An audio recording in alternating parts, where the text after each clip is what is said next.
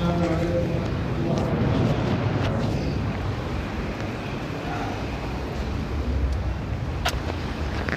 اللہ الرحمن الرحیم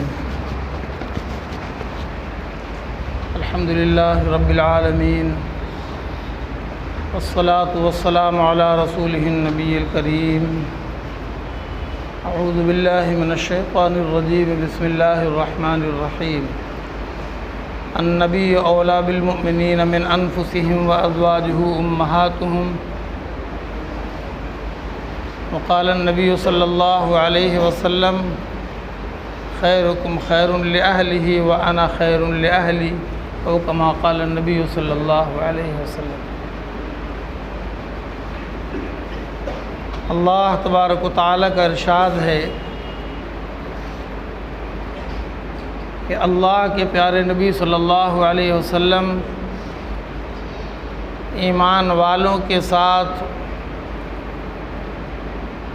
ان کے معاملے میں زیادہ حقدار ہیں، اولا ہیں ان کی جانوں سے زیادہ، اور اللہ کے نبی کی ازواج یعنی بیویاں یہ تمام ایمان والوں کی مائیں ہیں۔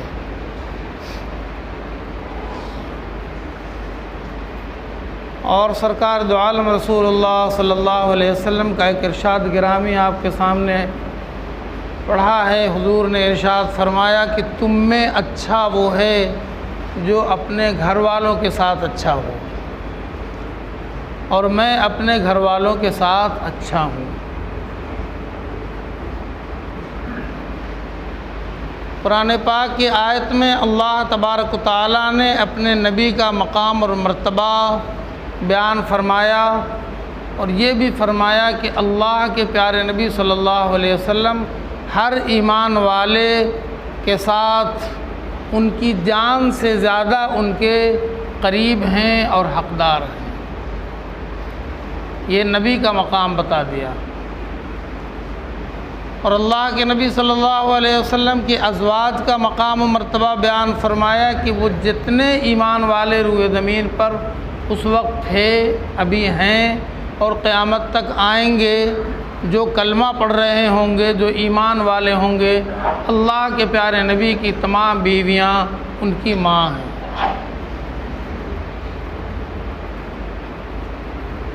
ماں ہیں دو اعتبار سے، ایک تو یہ ہے کہ اللہ کے نبی اس زمانے میں اگر کسی بیوی کو چھوڑ دیتے تو کوئی ایمان والا ان سے دوبارہ نکاح نہیں کر سکتا، ان کا درجہ ماں کا ہے، ان کو اپنی زوجیت میں لے نہیں سکتا۔ قرآن میں سختی کے ساتھ منع کر دیا گیا، وَلَا أَن تَنكِحُوا أَزْوَاجَهُ مِن بَعْدِهِ أَبَدًا، کبھی بھی ان سے نکاح کوئی نہیں کر سکتا۔ اور دوسری وجہ جو درجہ اور رتبہ، جو تعظیم و تکریم کوئی ماں کے ساتھ، اپنی سگی ماں کے ساتھ کرتا ہے، اللہ کے نبی صلی اللہ علیہ وسلم کی ازواج کا احترام، ان کی تعظیم و تکریم اپنی ماں کے طرح کم سے کم یا ان سے بڑھ کر ہونا چاہیے۔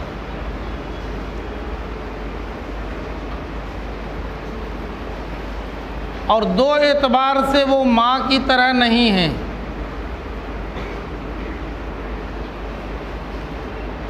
کوئی غلط مسئلہ نہ نکال لے کہ وہ ماں کی طرح ہیں، تو ہم جیسے اپنے گھر میں اپنی ماں کے سامنے جاتے آتے رہتے ہیں، ویسے ازواج مطہرات کے سامنے جاتے آتے رہیں۔ اللہ نے منع فرما دیا کہ یہاں نہیں ہو سکتا۔ اللہ کے نبی کی بیویوں کو حکم ہے ایمان والوں سے پردہ کریں، اور ایمان والوں کو حکم ہے اللہ کے نبی کی بیویوں سے پردہ کریں۔ وَإِذَا سَأَلْتُمُوهُنَّ مَتَاعًا فَاسْأَلُوهُنَّ مِن وَرَاءِ حِجَابٍ، اے ایمان والو تمہیں ضرورت پڑتی رہتی ہے اللہ کے نبی کا دروازہ کھٹکھٹانے کا۔ اللہ کے نبی اگر گھر میں موجود نہ ہوں اور آپ کی ازواج مطہرات موجود ہوں، تم ان سے کچھ پوچھنا چاہو یا کچھ مانگنا چاہو تو دروازے کے پیچھے سے، دروازے سے ہٹ کر، من ورائے حجاب، پردے کے ساتھ۔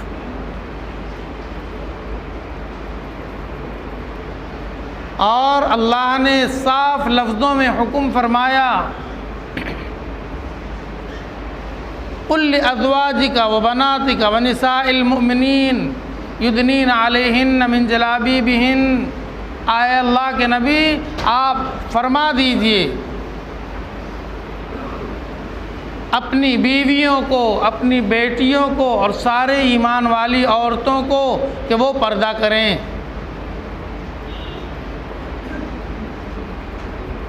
پردہ کرنے کا حکم یہ نہیں کہ وہ تو سب کی ماں ہیں تو ان کے لیے پردے کا حکم نہیں آیا۔ ماں اور بیٹے میں پردہ کیا ہوتا ہے؟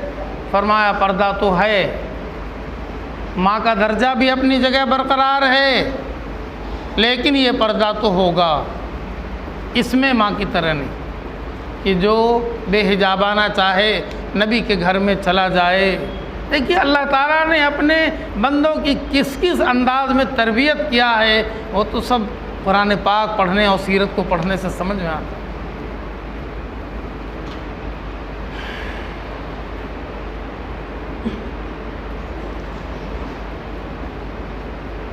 اللہ تعالیٰ نے صحابہ کرام کو ان باتوں سے بھی منع فرمایا کہ جب تم اللہ کے نبی کے گھر میں دعوت کے لیے بلائے جاؤ کھانا کھانے کے لیے، تو جب کھانا کھا لو تو چلتے بنو۔ ہاں، کھانا کھا کے بھی وہاں بیٹھ کر وقت گزاری کی ضرورت نہیں ہے۔ فَإِذَا طَعِمْتُمْ فَانْتَشِرُوا، کھا چکے تو نکلو۔ وَلَا مُسْتَأْنِسِينَ لِحَدِيثٍ، باتوں کے لیے وقت نہیں لگاؤ۔ ان ذالکم کان یؤذی النبی، ان باتوں سے نبی کو تکلیف پہنچتی ہے۔ نبی تو ہٹائیں گے نہیں۔ اب کوئی مسلمان بیٹھا رہے گا کھانا کھانے کے بعد بھی وہاں پر، تو نبی تو تکلف میں اور محبت میں اپنی امت کو ہٹنے کے لیے جانے کے لیے نہیں کہیں گے، لیکن نبی کو تو تکلیف ہوگی، اور اللہ جان رہے ہیں اپنے نبی کے حالات کو۔ فرمایا وہاں بیٹھو، نہیں کھانا کھا چکے تو جاؤ۔ ایسی تربیت فرمایا صحابہ کرام کی اللہ تعالیٰ قرآن پاک۔ تو یہ عرض کر رہا تھا کہ دو باتوں میں وہ ماں کی طرح نہیں ہے، ایک تو پردے کے معاملات میں، اور دوسرے خاندانی رشتوں کے معاملات میں۔ جیسے ہمارے ہاں جو ہماری ماں ہیں، ان کے خاندان سے جو نکاح منع ہو جاتا ہے جس رشتے سے، فرمایا اللہ کے نبی کی بیویوں کے خاندان سے وہ چیزیں منع نہیں ہوں گی۔ ماں ہیں اپنی جگہ پر، لیکن وہ رشتہ ختم نہیں ہوگا کہ اب ان کی وجہ سے چونکہ یہ ماں ہو گئیں تو اب ان کے اور رشتہ داروں سے شادی بیاہ نہیں ہو سکتا ہے، یہ ہماری ماں ہے تو ان کے بھائی ہیں، ان کی بہن ہیں، ان کی فلاں فلاں، نہیں، فرمایا وہ ماں اپنی جگہ پر ہیں، لیکن وہ رشتہ ہو سکتا ہے، وہ سگی ماں کی طرح معاملہ نہیں ہوگا۔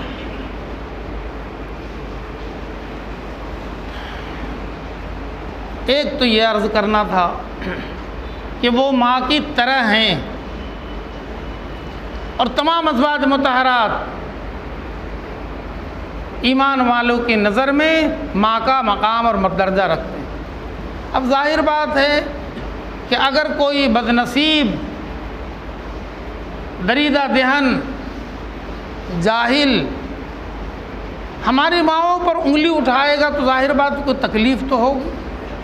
وہ ہماری ایمانی مائیں ہیں، ہم تو اپنی خون کی ماں کے لیے بھی کوئی بے ادبی برداشت نہیں کر سکتے، ہم تو جان دینے اور لینے پہ آمادہ ہو جاتے ہیں، اور وہ ہماری روحانی ماں ہیں، ایمانی ماں ہیں، ان کے خلاف کوئی دریدہ دہنی کرے گا، زبان درازی کرے گا تو ہمارا تو خون کھولے گا۔ ہم تو بہرحال کچھ بھی کر سکتے ہیں، لیکن ہوشیاری اور عقل مندی سے ہمیں اپنے دین کا دفاع کرنا چاہیے، اپنے دین کی معلومات حاصل کرنا چاہیے۔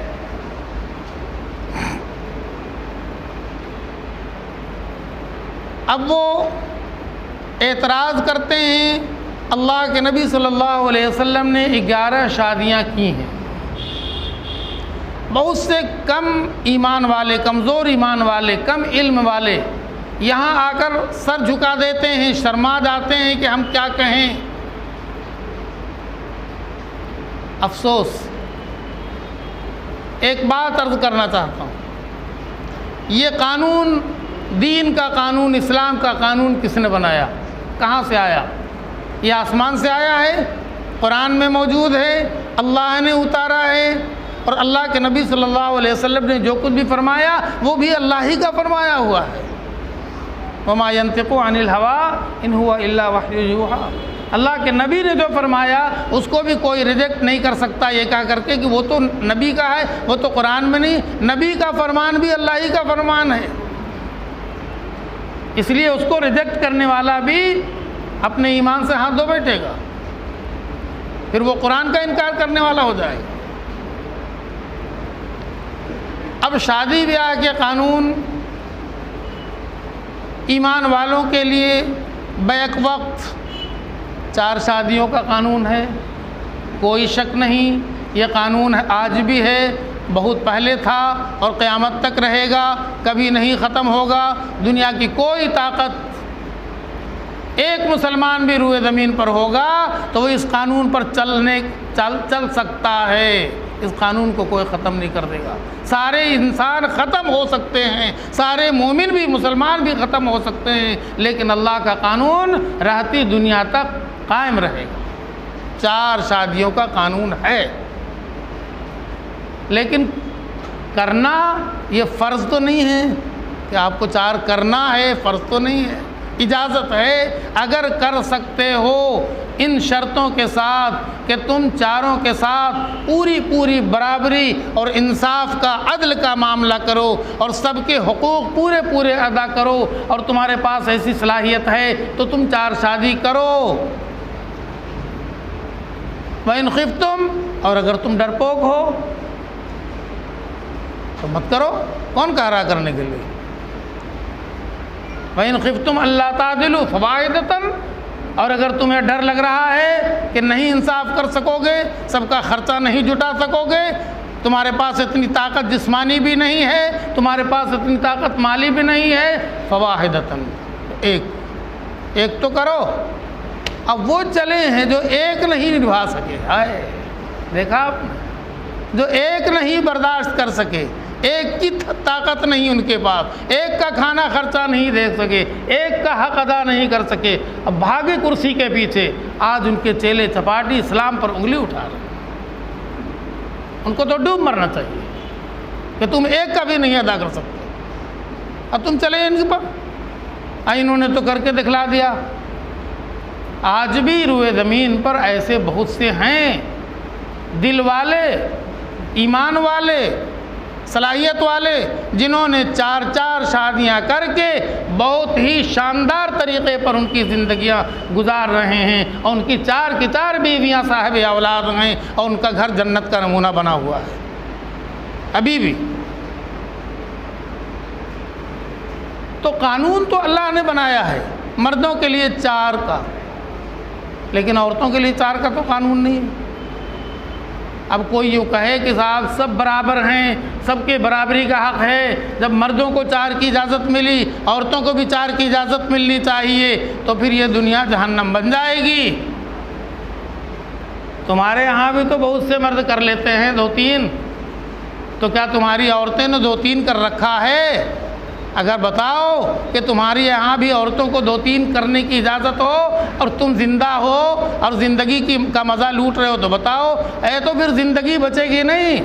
اگر عورتوں کو بھی 1 سے زیادہ کی اجازت دے دی جائے تو یہ دنیا پوری کی پوری جہنم بن جائے گی۔ یہ قانون بنانے والے نے بہت کچھ سمجھ کر قانون بنایا ہے، اپنے بندوں کے، اپنے انسانوں کے، اپنی مخلوقات کے صلاحیت کو دیکھ کر، جان کر یہ سب قانون بنایا ہے۔ اور جہاں تک مسلمانوں کے لیے 4 کا مسئلہ ہے نا، تو یہ فرض نہیں ہے۔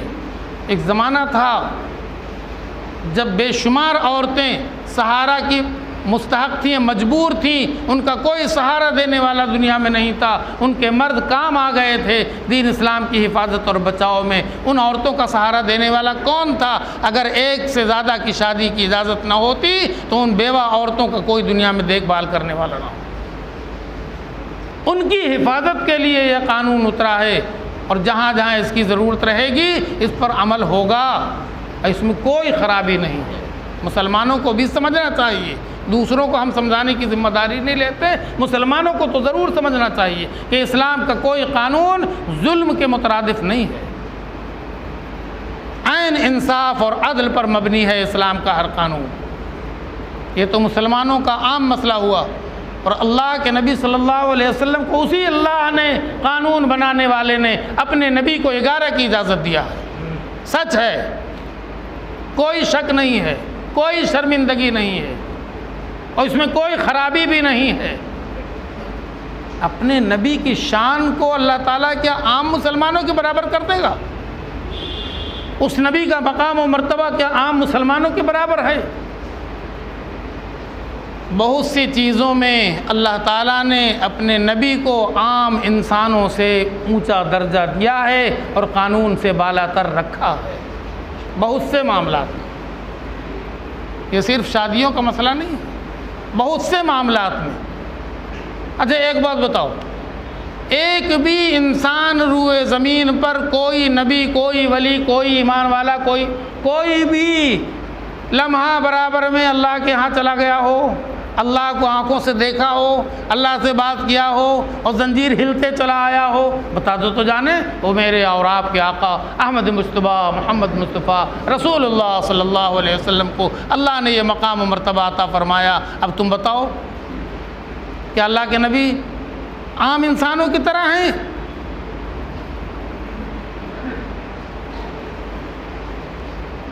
خود اللہ کے نبی صلی اللہ علیہ وسلم نے فرمایا کہ مجھے میرے اللہ نے جسمانی اعتبار سے 30 مردوں کے برابر طاقت عطا فرمایا ہے۔ 30 مردوں کے، جو کام 30 مرد مل کر نہیں کر سکتے ہیں، اللہ کے نبی رسول اللہ صلی اللہ علیہ وسلم نے اکیلے کر کے کیا۔ اس زمانے میں ایک بہت بڑا پہلوان تھا، اس نے یہی شرط لگایا تھا کہ آپ اللہ کے نبی ہونے کا دعویٰ کرتے ہو، کہا مجھے پٹک دو میں ایمان لے آؤں گا، مجھے اگر کشتی میں پچھاڑ دو گے تو میں آپ کو نبی مان لوں گا۔ اللہ کے نبی نے فرمایا آ سامنے۔ اپنے وقت کا اتنا بڑا پہلوان تھا کہ آج تک اس کو کوئی پٹک نہیں سکا تھا، اور اس نے حضور کو چیلنج کر دیا۔ حضور نے فرمایا آ سامنے آ کر غرور کے ساتھ سینہ پھلا کر ذرا ہاتھ واتھ ہلا ڈھلا کر کے وہ حضور پہ حملہ کیا، اور حضور نے اس کو یوں اٹھایا جیسے کوئی بچہ پلاسٹک کی گڑیا کو اٹھاتا ہے، اور ڈال دیا زمین پر۔ وہ کھڑا ہو کے سوچ رہا کہ یہ کیا ہو گیا، ایسا تو کبھی ہوا نہیں، یہ ہوا کیا نہیں سمجھ نہیں آیا، یہ سمجھ نہیں آیا۔ ارے ایک بار اور، کہا چل۔ 3 بار جب اس نے آقا نامدار صلی اللہ علیہ وسلم سے کشتی کا ہاتھ بڑھایا، حضور نے اس کو یوں اٹھا لیا جیسے کوئی بچہ چڑیا کو اٹھاتا ہے اور پٹک دیا زمین کے اوپر۔ تیسری مرتبہ اس کو کلمہ پڑھنے کے سوا کوئی راستہ نہیں ملا، وہ ایمان لے آیا۔ یہ طاقت کس نے دیا؟ اللہ نے۔ جس اللہ نے اپنے نبی کو اتنی طاقت عطا فرما دیا جسمانی اعتبار سے کہ اپنے وقت کے سب سے بڑے پہلوان کو چڑیے کی طرح پٹک دے، اگر اللہ اپنے اس نبی کو 11 شادیوں کی اجازت دے دے تو ہے کسی کو بولنے کا منہ؟ اسی اللہ نے اپنے نبی کو اتنی طاقت دی۔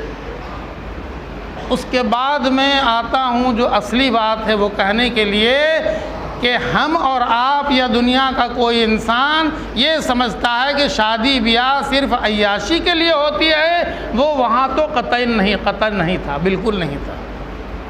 اللہ کے نبی صلی اللہ علیہ وسلم کے نہ دل میں نہ ذہن میں کبھی وہم و خیال میں بھی کبھی یہ بات نہیں آئی کہ کسی عورت سے نکاح صرف اور صرف نفسانی خواہشات کی تسکین کے لیے کیا جائے۔ اگر ایسا ہوتا تو آپ کے اندر اتنی جسمانی طاقت کے ہوتے ہوئے آپ 25 سال کی عمر میں 40 سال کی بیوہ سے نکاح نہیں کرتے؟ کوئی کرتا ہے، کوئی کرے گا؟ وہاں تو صرف اور صرف حضرت خدیجۃ الکبریٰ رضی اللہ عنہا سے جو نکاح تھا وہ ایک دم سے عین فطرت کے مطابق خدیجۃ الکبریٰ رضی اللہ عنہا کو سہارا بھی دینا تھا اور اولاد بھی مقصود تھی.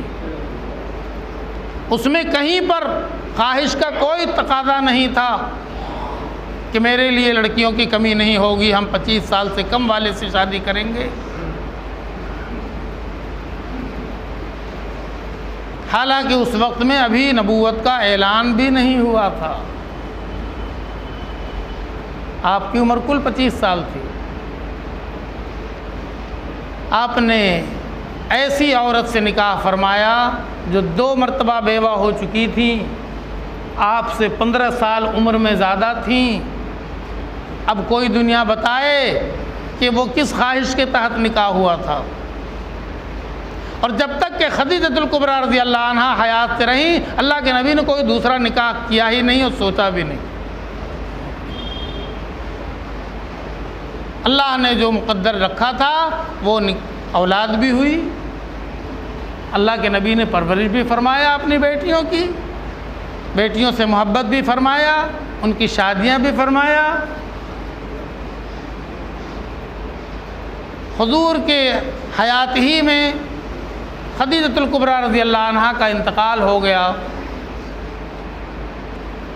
اس وقت میں اللہ کے نبی رسول اللہ صلی اللہ علیہ وسلم کی عمر مبارک 50 سال کی ہو چکی تھی. اعلان نبوت کو 10 سال ہو چکے تھے. 50 سال کی عمر تک اللہ کے نبی نے کبھی کسی دوسری عورت سے نکاح نہیں فرمایا. پھر حضرت خدیجہ رضی اللہ تعالی عنہا کا وصال ہو گیا، جو بہت مکہ میں مانی ہوئی رئیسہ تھیں. بڑا کاروبار تھا، مکہ والے ان سے ڈرتے تھے، مکہ والے ان کے مال و دولت سے کماتے تھے، گھر کا کھانا خرچہ چلتا تھا، ان کی رعایت کرتے تھے.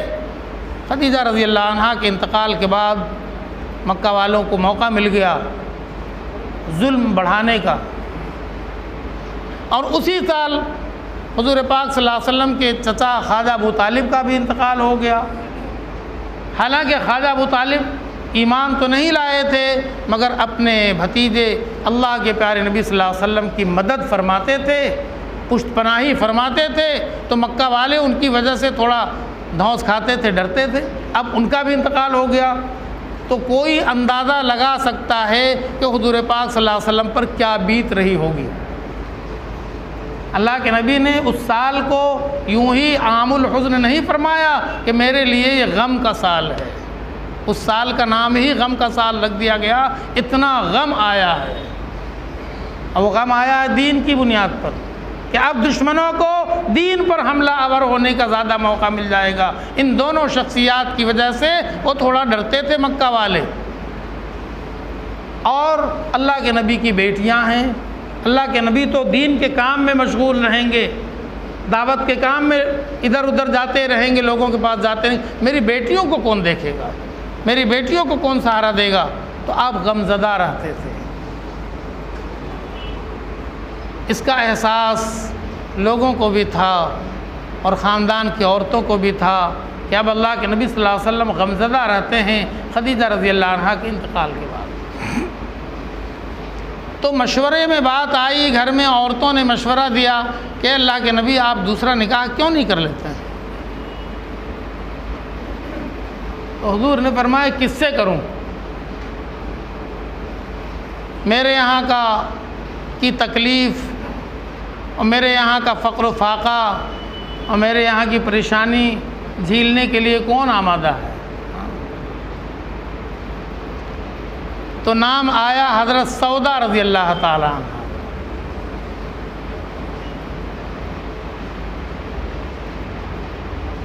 تو حضور پاک صلی اللہ علیہ وسلم نے فرمایا کہ معلوم کرو، اگر وہ آمادہ ہیں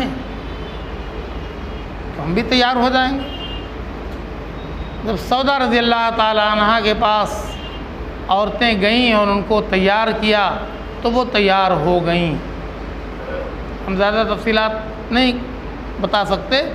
تیار ہو گئیں اور حضرت سودا رضی اللہ عنہا سے حضور پاک صلی اللہ علیہ وسلم کا دوسرا نکاح ہو گیا، یعنی دوسری بیوی ہو گئی۔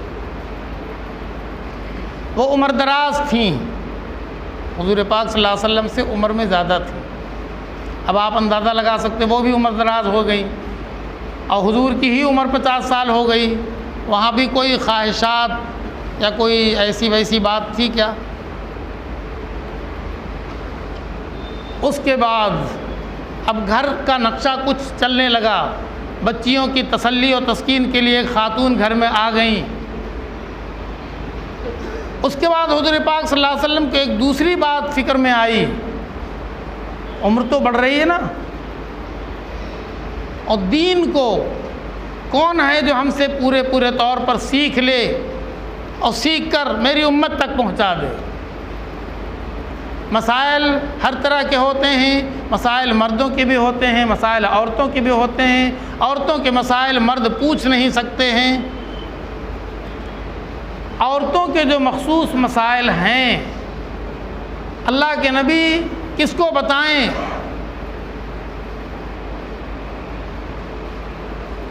اور دین کو ابھی چلنا ہے، ابھی دین اتر رہا ہے، شریعت آ رہی ہے، اس شریعت کو محفوظ رکھنا ہے، اس شریعت کو امت تک پہنچنا ہے، یہ فکر اللہ کے نبی صلی اللہ علیہ وسلم کو گھیر رہی ہے۔ تو اللہ کی طرف سے یہ بات اللہ کے نبی کے دل میں ڈالی گئی، اور یہ بات اللہ نے اپنے اور لوگوں کے ایمان والوں کے دل میں بھی ڈالا کہ عائشہ رضی اللہ عنہا سے حضور پاک صلی اللہ علیہ وسلم کا نکاح، اس لیے کہ عائشہ مکہ مکرمہ میں سب سے زیادہ ذہین، سب سے زیادہ فطین اور سب سے زیادہ فقیہہ اور سب سے بڑی عالمہ، اشعار کو جاننے والی، حساب کو جاننے والی، وراثت کی تقسیم کو جاننے والی، ان کے جیسا فقیہہ اس وقت میں کوئی نہیں تھا۔ عمر کم ضرور تھی۔ اب یہاں پر مسئلہ کھڑا ہوتا ہے کہ اتنی کم عمر، حالانکہ یہ مسئلہ اب کوئی مسئلہ رہا نہیں۔ ہم تو رات دن واٹس ایپ یونیورسٹی کے اسٹوڈنٹ ہیں، آپ سب، ہم بھی۔ وہ ایک چھوٹے بچے کو اسٹیج پر کھڑا کرتا ہے، اتنے چھوٹے 6 سال 8 سال کے بچے کو، اور دنیا جہان کا کوئی مسئلہ اس کے سامنے رکھتا ہے، اور ابھی سوال ختم نہیں ہوتا ہے وہ جواب دے دیتا ہے۔ آپ لوگوں نے کبھی دیکھا کچھ واٹس ایپ پر ایسا ہوا ہے؟ ہوتا ہے۔ آج کے زمانے میں سائنس کے بڑے بڑے سوالات کا جواب 6 سال کا بچہ دے رہا ہے۔ اب پوری دنیا ٹک ٹک دیدم دم نہ کشیدم سانس کھینچ کے دیکھ رہی ہے۔ آج ہو رہا ہے، اور اگر یہ کام کل ہو گیا تھا حضرت عائشہ صدیقہ رضی اللہ عنہا سے، تو دنیا کو بولنے کا حق ہے۔ یہ صلاحیت کون پیدا کرتا ہے؟ یہ صلاحیت اللہ پیدا کرتا ہے۔ اللہ کو اپنی عائشہ سے کام لینا تھا، اللہ تعالیٰ نے چن لیا تھا جس سے کام لینا تھا۔ سیدنا ابو بکر صدیق رضی اللہ عنہ کو اللہ نے چن لیا تھا، اللہ کے نبی صلی اللہ علیہ وسلم کے بچپنے سے۔ ابو بکر صدیق رضی اللہ تعالیٰ عنہ بچپنے سے اللہ کے نبی صلی اللہ علیہ وسلم کے ساتھ رہتے تھے، عمر میں 2 سال کا فرق تھا۔ ابو بکر صدیق رضی اللہ عنہ کی پیدائش حضور پاک صلی اللہ علیہ وسلم کے پیدائش سے صرف 2 سال پہلے ہوئی تھی، مگر ہر معاملے میں ساتھ رہنا، یکجان دو قالب کی طرح، اور محبت میں کبھی کوئی درار نہیں پڑی۔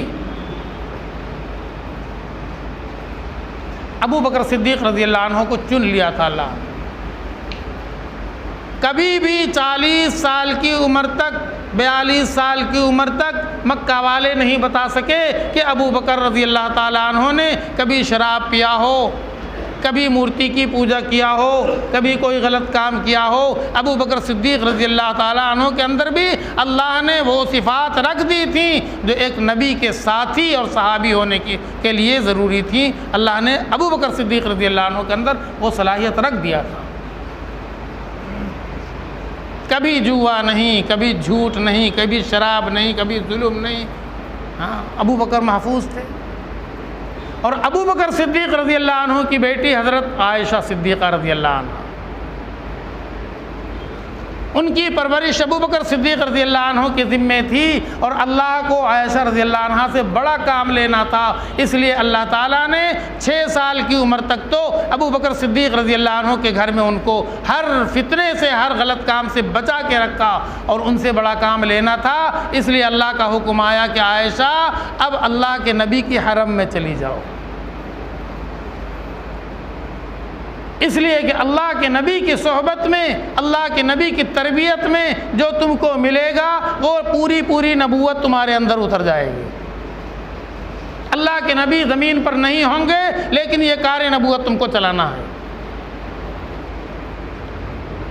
یہ نظام تو اللہ کی طرف سے چل رہا تھا اور سب کچھ تو اللہ کرتے ہیں، تو عائشہ رضی اللہ عنہ کو اللہ تعالیٰ نے اس کے لیے خود آمادہ کر دیا ذہنی طور پر، اور ابو بکر صدیق رضی اللہ تعالیٰ عنہ کو بھی اللہ نے یہ بات دل میں ڈال دیا، اور پھر یہ بات اللہ کے نبی صلی اللہ علیہ وسلم تک بھی آئی کہ آپ عائشہ رضی اللہ عنہ کو اپنی زوجیت میں لے لیں، یہ اللہ کی طرف سے حکم آیا۔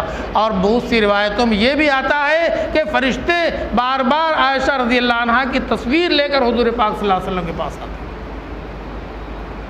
کہ آپ ان سے نکاح کر کے ان کو زوجیت میں لے لیجیے۔ جی اللہ کا حکم آ گیا، اللہ کو ان سے دین کا کام لینا تھا۔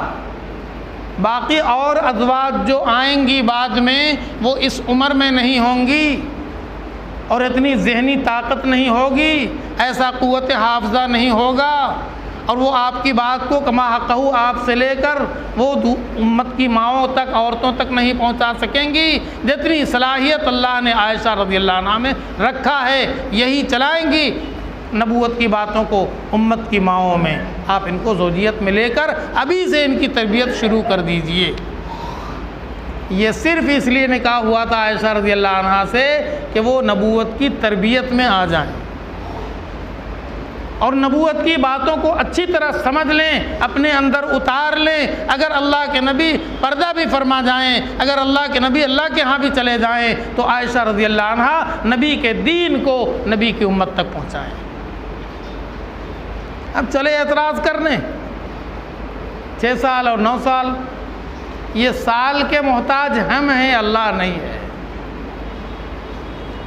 اگر اللہ محتاج ہوتا سال کا، مہینے کا، تو ابراہیم علیہ السلام کو 80 سال کی عمر میں بیٹا دے دیتا۔ کرو اعتراض۔ اللہ کے ہاں اللہ کسی قانون کا تو پابند نہیں ہے، قانون کے ہم پابند ہو سکتے ہیں، اللہ پابند نہیں ہے۔ اللہ نے عائشہ رضی اللہ عنہ کے اندر وہ جسمانی طاقت اور صلاحیت رکھ دیا تھا کہ وہ بیوی بن سکتی ہے کسی کو اعتراض بولنے کا؟ اگر یہ تمہاری ہماری اپنی کمائی ہوتی، آج کوئی باپ اولاد کے لیے نہیں ترستا، زندگی بھر قبروں کے خاک چھانتے ہیں، دعاؤں کے لیے ہاتھ اٹھاتے ہیں، ہے نا، دعا تعویذ میں زندگی برباد کر دیتے ہیں، ایک چوہیا بھی نہیں پیدا ہوتی ہے۔ اللہ نہیں چاہ رہا، اللہ نہیں چاہ رہا۔ تو یہ چیزیں تو انسان کے اختیار میں ہے ہی نہیں، یہ تو صرف اور صرف اللہ کے ہاتھ میں۔ اللہ اگر کسی کو 9 سال کی عمر میں وہ جسمانی طاقت اور صلاحیت دے دے کہ وہ بیوی کا رول ادا کر سکتی ہے تو دنیا میں کسی کو اعتراض کا حق نہیں۔ اس مالک نے عائشہ رضی اللہ عنہ کے اندر وہ صلاحیت عطا فرما دیا تھا۔ اسی مالک نے فرمایا کہ آپ سے اولاد کی ضرورت نہیں ہے، نبی کو جتنے اولاد کی ضرورت اللہ نے سمجھا تھا وہ خدیجہ رضی اللہ عنہ سے عطا فرما دیا۔ اب اللہ آپ سے دین کا کام لینا چاہتا ہے، اس لیے عائشہ آپ نبی کی زوجیت میں، آپ نبی کے حرم میں چلی جاؤ، اور خوشی خوشی حضرت عائشہ رضی اللہ عنہ حضور پاک صلی اللہ علیہ وسلم کے نکاح میں آ گئیں۔ ان کو تو کوئی اعتراض نہیں ہوا، ابو بکر صدیق رضی اللہ عنہ کو کوئی اعتراض نہیں ہوا۔ مکہ والے جو پل پل میں اللہ کے نبی پر اعتراض کرنے کا موقع ڈھونڈتے تھے، اللہ کے نبی کو جادوگر تک کہتے تھے، اللہ کے نبی کو بیمار کہتے تھے، اللہ کے نبی کو نعوذ باللہ پاگل کہتے تھے، اور نہ جانے کیا کیا کہتے تھے، عائشہ رضی اللہ عنہ کے نکاح کے بعد ایک بھی روایت ایسی نہیں ہے کہ کوئی مکہ والا کوئی اعتراض کبھی کیا ہو۔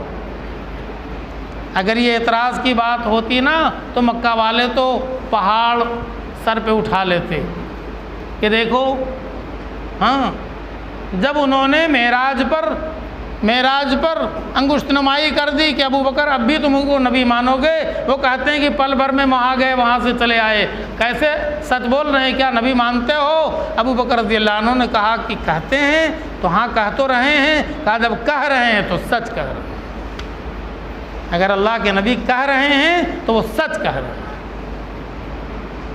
کیا وہ مکہ والے جب یہ سن لیا کہ عائشہ رضی اللہ عنہ سے حضور کا نکاح ہوا تو موقع جانے دیتے ہاتھ سے؟ لیکن مکہ والے جانتے تھے کہ ہمارے یہاں کوئی عیب نہیں ہے اس عمر میں اس عمر والے سے شادی کرنا، ایسا ہوتا ہے، اور عائشہ رضی اللہ عنہ کے اندر اتنی جسمانی صلاحیت ہے، کبھی اعتراض نہیں کیا۔ اب اعتراض یہ کر رہے ہیں، ان کو کوئی موقع چاہیے ہے نا، ہم ان کو موقع دینا نہیں چاہتے ہیں، انشاءاللہ ہم اپنے دین کو سیکھیں گے بھی۔ اور دوسری بات یہ کہ ہر ایمان والا اپنے ایمان کو پختہ کر لے کہ جو کچھ بھی اللہ نے کیا ہے وہ سچ کیا ہے، اور جو کچھ بھی اللہ کے نبی نے کیا ہے وہ صحیح کیا ہے، ہم اس کو مانتے ہیں، اور ہم کسی قیل و قال میں نہیں پڑتے ہیں، ہم چون و چرا میں نہیں پڑتے ہیں، ہمارے دل میں کسی قسم کی شکوک و شبہات نہیں ہیں، اللہ کے نبی سچے ہیں اور سب کچھ بات سچی ہوئی ہے۔ وآخر دعوانا الحمدللہ۔